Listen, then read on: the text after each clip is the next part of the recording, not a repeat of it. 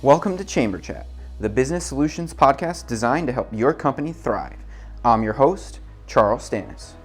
Have you ever wondered why some people and organizations are more innovative, more influential, and more profitable than others? Why do some command greater loyalty from their customers and employees alike? Based off the Simon Sintek novel, Start With Why, join us as we chat with Jason Teeters from Second Muse to discuss why organizations guided by this concept will succeed more often than those who don't.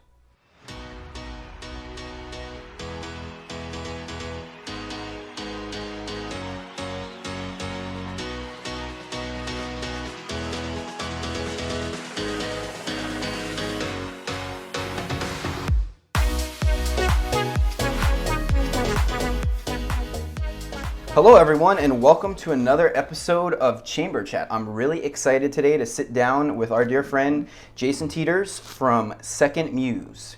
So Second Muse is all about building economies of the future. So first of all, welcome Jason. Welcome, thank you. And second of all, talk to me a little bit about what that actually means, because that really kind of segues into our topic today about the importance of starting with why. And Second Muse just kind of throws your why right out front, right? So Yeah. What does that mean? No, thank you for asking. Thank you for having me on the podcast. I'm really excited to be here and sort of share our story, especially around this topic.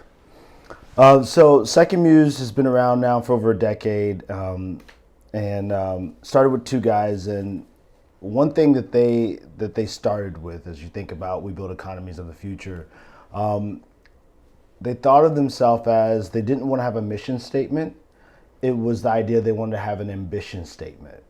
Interesting. So their belief, and which is really interesting, because this is, I've been with the company a little over 2 years now, and it's really interesting because what they say is they believe that the work in the future can be done without any negative externalities. Basically saying that with That's deep. Yeah, so basically saying with technology, with resources, with everything we have at our hands, there shouldn't be any reason that we're still doing business where it's hurting people, hurting the environment, and hurting our community. And so right off bat, our goal is to really work with organizations, institutions, and businesses all over the world to help them realize that, and not even realize, but help lead the way in understanding that you can build a better business and be profitable at the same time. Right. Well, I know, I'm glad you said it. I know you guys aren't just here in Southwest Florida. I know you guys are all over the world. What are some of the projects that you guys got going on? Yeah, so we've partnered with companies in Indonesia and the government in Indonesia to work on removing plastic from the water.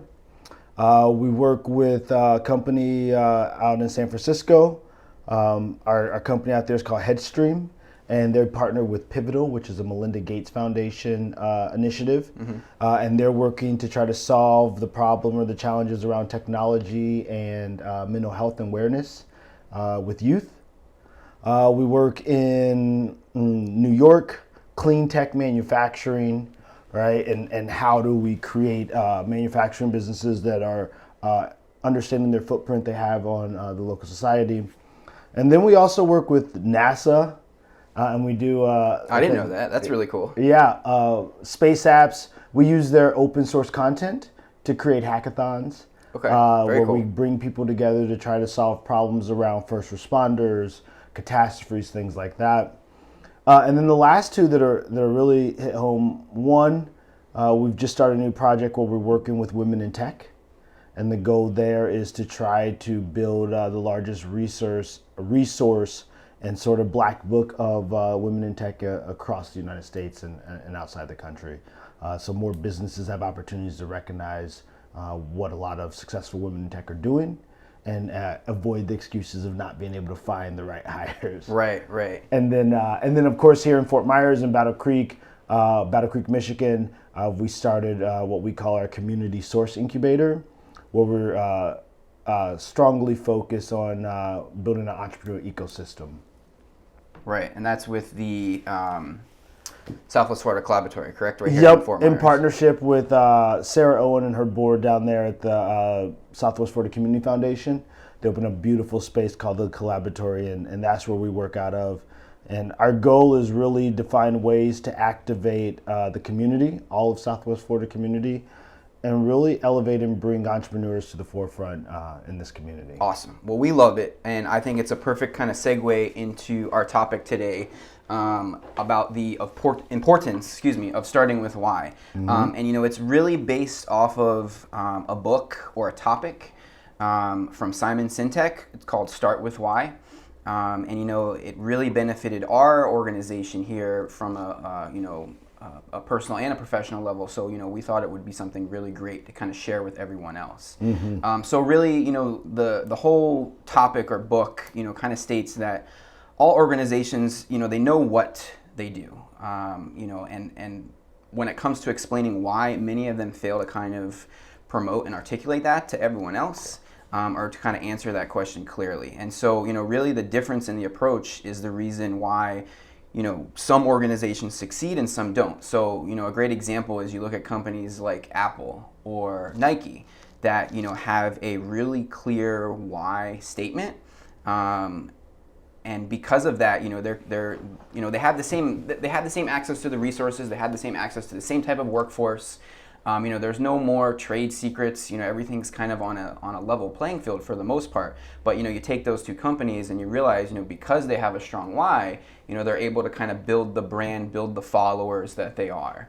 And so it's really interesting to kind of approach not only your life but business from that concept of starting with why. And so there's a great quote that I would like to kind of segue into our conversation that Simon says, and he says that people don't buy what you do. They buy why you do it. And, at first you think about that and you're like, yeah, duh, right? But, you don't really sit back and think about it, right? How does that affect me personally and how does that affect me professionally? And I think if you can really take a deep dive into that, you'll really be able to come out ahead, essentially. And so, just kind of your thoughts on that kind of mindset. And obviously, that's the type of mindset that, Second Muse has. Yeah. So I think if I really had to break that down, I think there's sort of two ways to look at that. And I love this. I love Simon Sintek, the way he codified and put all this together to make it really easy for us to understand. Right. But a lot of times I think as business leaders and individuals that have leadership positions in the community, sometimes it's difficult to find a way to make that relate to you. And so a couple of things that we always talk about whenever we get in conversations like this is first to understand that none of this happens overnight, right? And so we could talk about Nike and we could talk about Apple, but it took, you could either say time and effort, right? Years of experience for them to figure out how they can really affect the world. It took a lot of pushback from, community, right? Yeah. When they found out they did business in certain areas and used certain people to their disadvantage to make their products, right? So I think like a lot of things that are happening in our society, this is a shift in the way we think about business. I think it's important for a lot of people, before I get into the tactics wise, I think it's important for a lot of people to understand that you can beat yourself up if you're trying to go out the gate and create a whole business around why, right, if you don't really understand what you're doing first. Right. But with that said, now I'm excited to talk about that part. I just want to make sure people don't, get all frustrated. Like, how do I, It's a process. Yeah, it is a process. And I think, I'm noticing it even more because, like I said earlier, I have a 3-year-old and a 1-year-old, and when they ask me why for everything, it's so interesting because why, yeah, over and over, and all of a really sudden, makes you think. Yeah, and at one point I got mad at my daughter. I said, "Listen, I don't know. I just didn't pay attention in science class. I don't know why that's like that." Right. And so you get to this point where you realize you don't know how to go any further.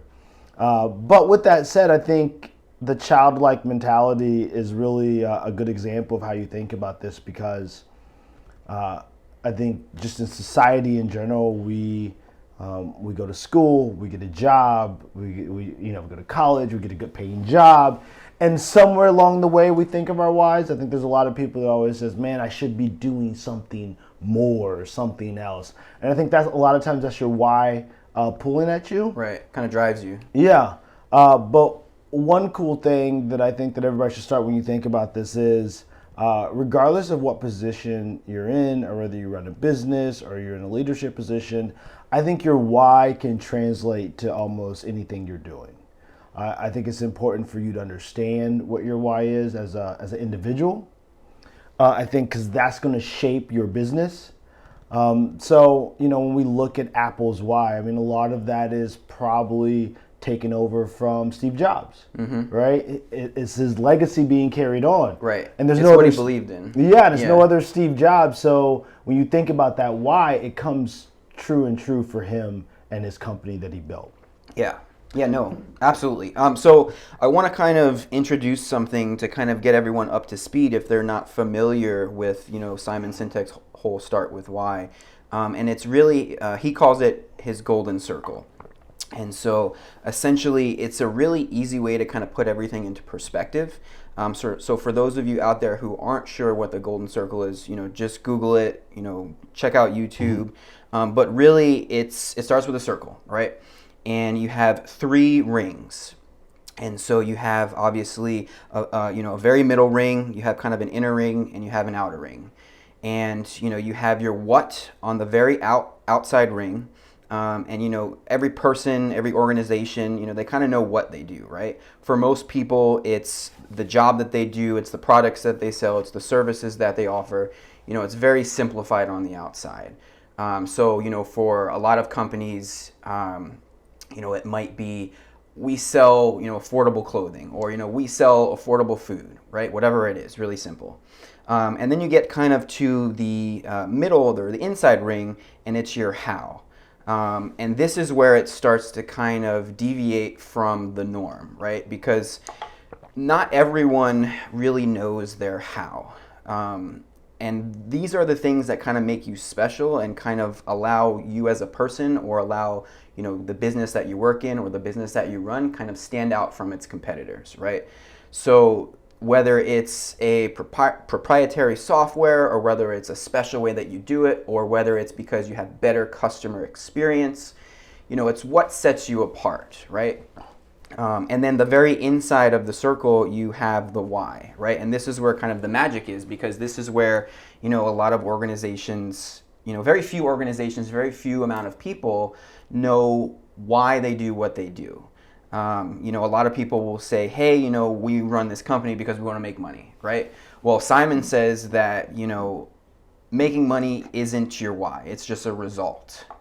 He says, really, your why is a purpose, cause, or belief. It's the very reason your organization exists. And it's interesting because the way the circle is drawn out is the why is in the very center. It's in the very middle. And so you kind of work your way out, right? So he says that the vast majority of people, they look at the world from how they communicate, and they communicate from the outside of the circle in. So they start with their what, they get to their how, then they get to their why. And he says what really makes people successful, whether it's in business or whether it's in their personal life, is they start to communicate from the inside of their circle. So they're starting with their why, and then they communicate to the outside of the circle, and they end with their what. So it's really interesting because, kind of taking this approach, like I said, in your communication, in your marketing, in your sales, in your passion, whether you're in a business or whether you're just kind of making, talking with your friends, it really changes the way people not only believe in you, but like I said, believe in your company and your product. Yeah. And so, it's interesting. So I encourage everyone out there, if they haven't seen it, search it on YouTube, search it on Google. Really great stuff. It's kind of what, the meat and potatoes of what we're talking about is all about. So I know for a lot of people, they're sitting there and they're listening to this and they're thinking, that's great, but I know my why, right? Or I think I know my why. Yep. Or, they might be sitting there and they're saying, well, I thought I knew my why. What's my why, right? And then you get back to that question that you had where you ask yourself over and over and over, and then you're not sure. Yeah. So, talk to me a little bit about, how you guys have helped individuals kind of find their why and help them kind of stand out from everyone else. Yeah, so, I think that's a great segue. And, I think you hit it right on the head. I think it's important, the first part, I think it's important to understand that, like we said before, this is not new, right? But I think people are starting to understand, like you said before, there's a million people doing a lot of the same things, right? So there's the idea that you've come up with something that's never been done before is probably slim to none. But the idea that your why behind it can be a driving force in how you grow is really at the benefit of what Simon Sintek's talking about. And I think for a lot of us, the first thing we think about, at least for me when I first got in this process, is nonprofits do it well. Right. A nonprofit is usually coming from a space or a place where they're really passionate about something, right? And if you ever come across a really good nonprofit, they have the data, they have the stats, and they know what they're trying to, I'm trying to end hunger, I'm trying to end suicides, whatever it is, right? Like they're really passionate about it, and they come with their why. And I think for a lot of businesses, they find it difficult because there's so many things they're doing to really come to that. And so for us, we really took this to heart. And so we started with the thing that we did is, because it's hard for people to come up with their why right off the get-go. Right. We sort of break it down in really 3 simple steps, right? We first say, who are the people that you're trying to help, right? Write that down. Who are the people that you're really trying to help? And then what problem are you solving for them? Okay. That's the second part. If you know the people you're helping, you know the problem you're solving, then the third step is, what can they do once that problem is solved? Right? How have you made their life better? What is that outcome? And so if you sort of start there, then you can start to visualize what a why looks like. Right. Right, because you know what problem they're solving, and you can start thinking about all the things that come from solving this problem. I think a lot of times we get caught up in the what, like Simon says. We're able to talk about, because it's easy, right? Yeah. We're used to it.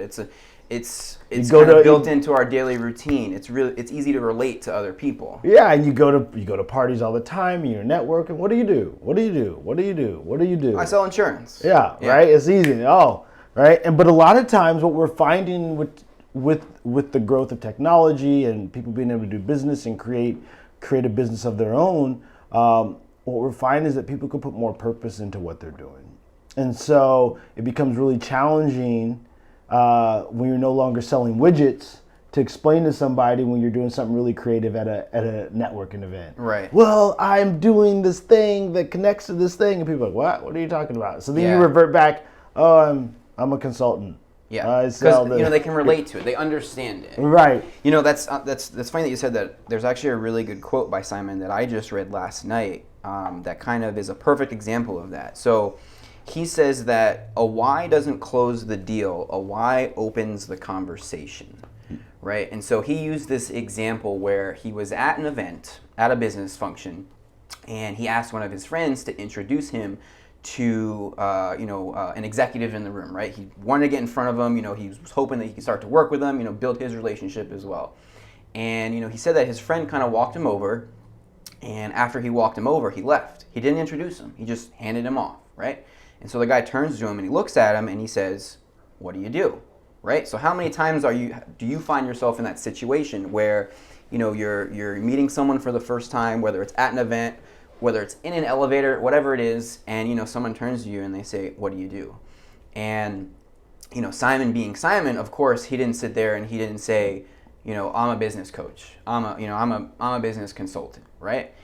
He started with his why. So right away, and I'm trying to remember the line that he used, but right away he said something like, I empower others to make the changes that they want to make, right? So if you think about that, it's really simple, right? There's no magic formula to it. It's just the first thing that he said, he didn't come out and he didn't start with his what. He didn't say, "Oh, I'm a business consultant," right? I change the way people speak. He said, I inspire others, I empower others to make the changes that they want to make, right? And right away, that piqued the guy's interest. So literally, and this is going off his story, the next thing that he said was, do you have a business card, right? So it goes back to that saying of, the why doesn't close the deal, the why opens the conversation. It really allows people to pay attention to you, because right away you're kind of, like we said, you're kind of separating yourself from everyone else, right? Yeah. And I think that's really powerful, and it's really simple, and I think, a lot of people don't view it that way, right?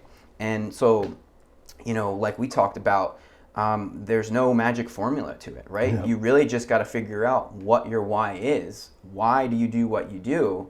And you just got to communicate that effectively. And I think that's the key, right? I think that's why, I'll go back to Apple and Nike, because they're really easy, right? People can relate to them.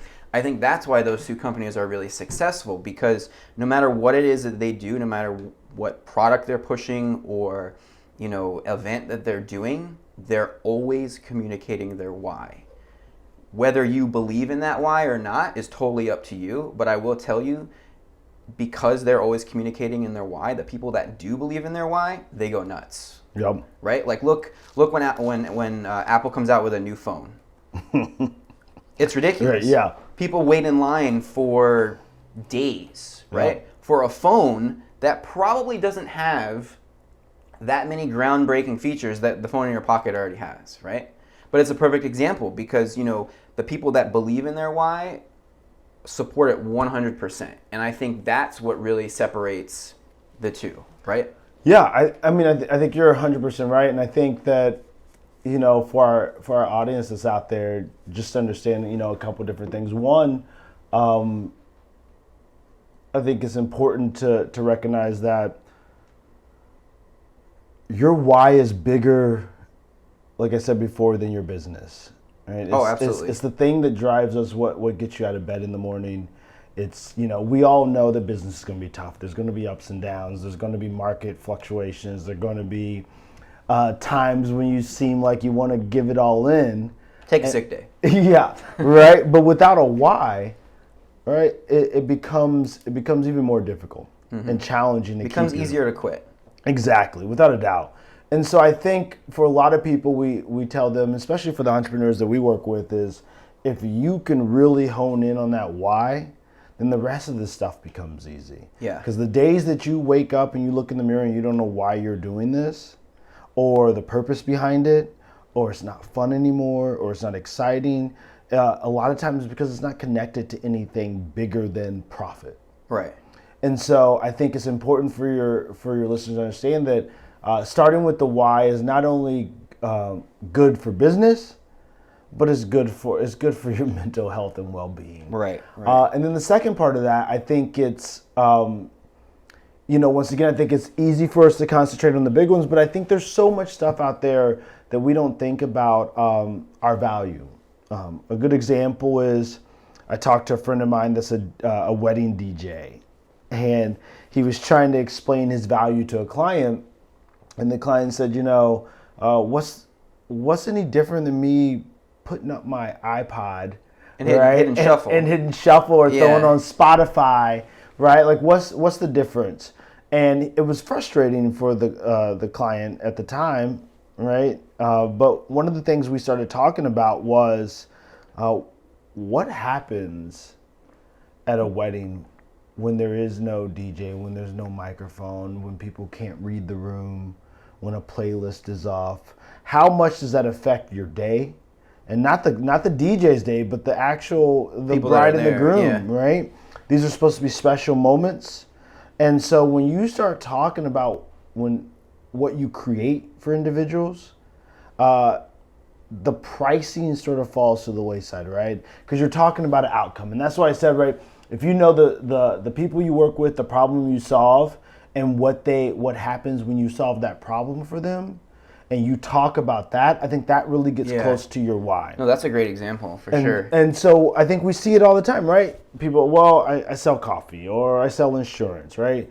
It's one of those things like, well, you're selling insurance, but what is that outcome you provide for people, right? If it's the opportunity that I'm able to travel and see the world and do all these things with my family and know that regardless of what happens, my family is going to be taken care of. Well, then that's That's something bigger. to build off your why, That's right? much bigger than I sell auto insurance. Exactly. And even if you're a salesperson, right? I've been in plenty of sales positions before where sometimes you feel like, what am I really doing? And I think that's a great example of when you figure out your why, right? We had an individual, one of the ladies we work with at Second Muse that works out in San Francisco. And she works for Headstream, and they talk about mental health and mental well-being around technology.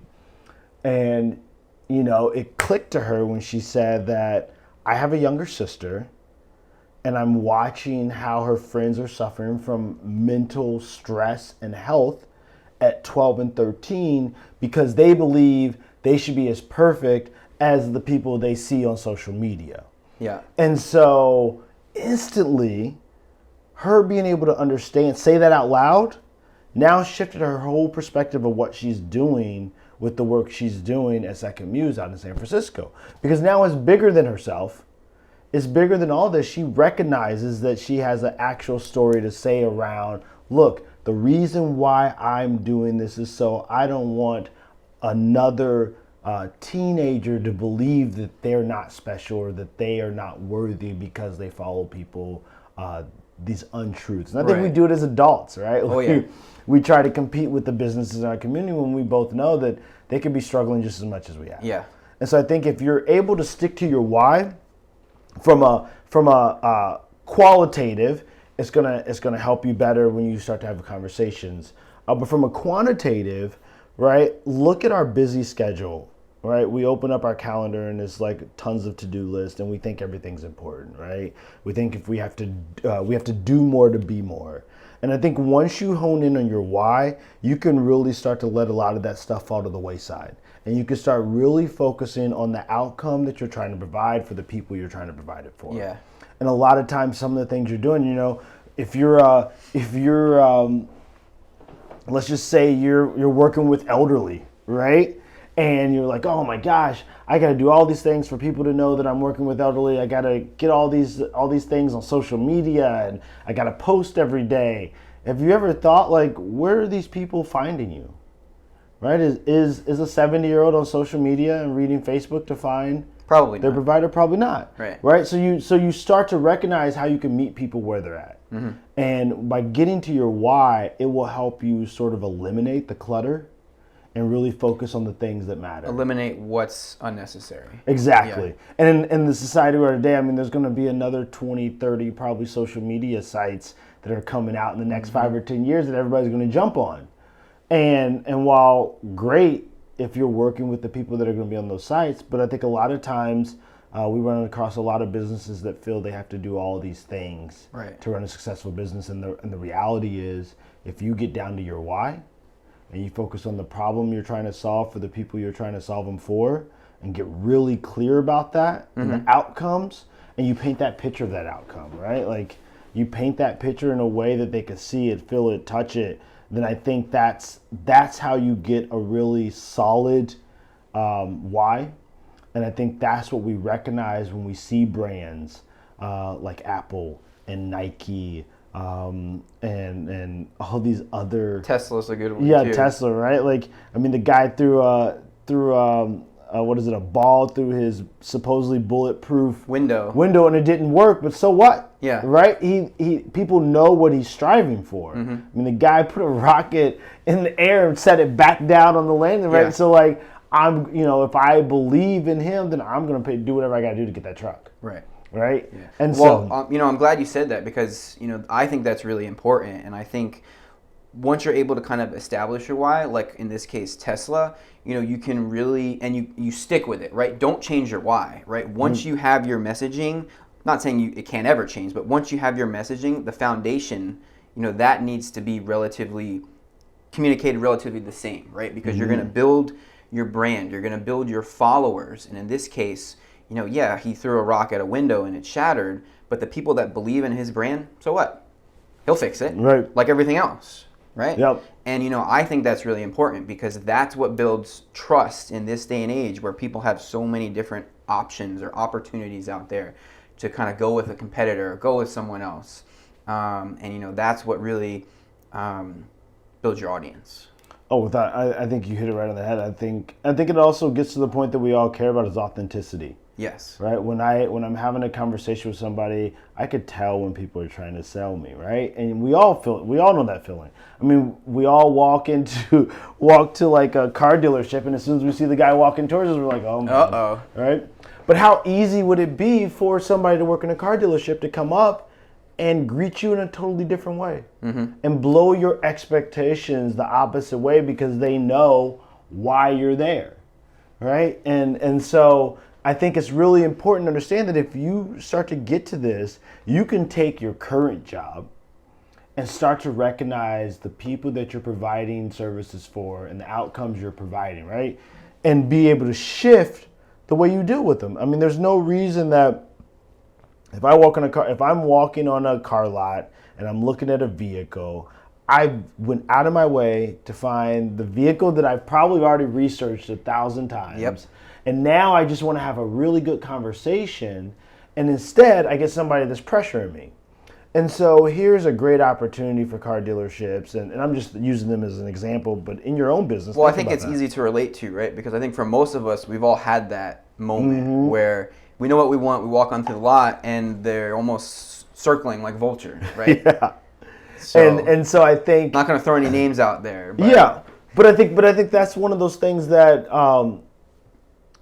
right? Incentives, culture, right? I think you can't blame the salespeople. I think that's the culture and the why for a car dealership, right? And a lot of people say, well, that's their industry. It's always going to be that way. And I think what we're going to find is, I mean, look at. Now there's people that you can order your car online. There's an app. Right? Yeah, and so things are shifting, and I don't believe those type of businesses are going to go out of business, but I believe they have a great opportunity to change the way they're doing business. Yeah.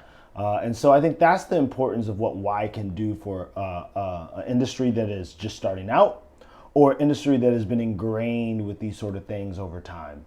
And as an individual within that industry, you can start using your why.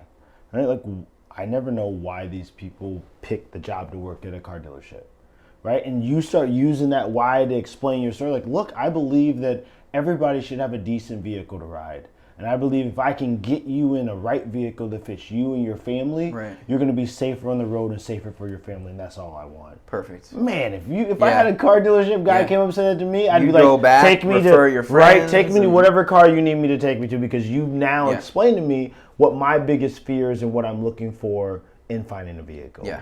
And so I think those are examples of how all of a sudden, if you hone in on your why, you can start to create something special in your industry or in your job. Yeah. So any of the car salesmen out there, take note. Awesome. Well, thank you so much for all of the kind of viewers that we have listening today. If they want to learn more about it or get in touch with you guys, how can they do that? So a couple different ways. You can reach out to us, Connective, southwestflorida.com. That's KIN. ECTIV, SWFL.com. You can find us on Instagram and, of course, on Facebook. And then come visit us at the Collaboratory, which is right there on Jackson Street, downtown Fort Myers. I think those are great ways to reach out. Awesome. And I'm just going to leave everyone again with this quote. Keep this in mind as you continue to kind of figure out who you are and what you want to do. It's really resonated with myself, and it's that, people don't buy what you do, they buy why you do it. And I think that's awesome. Thanks so much for listening to this episode of Chamber Chat. Don't forget to tune in next Tuesday for a brand new episode. You can find us on YouTube, Apple Podcasts, Spotify, and all major podcast platforms. Don't forget to subscribe.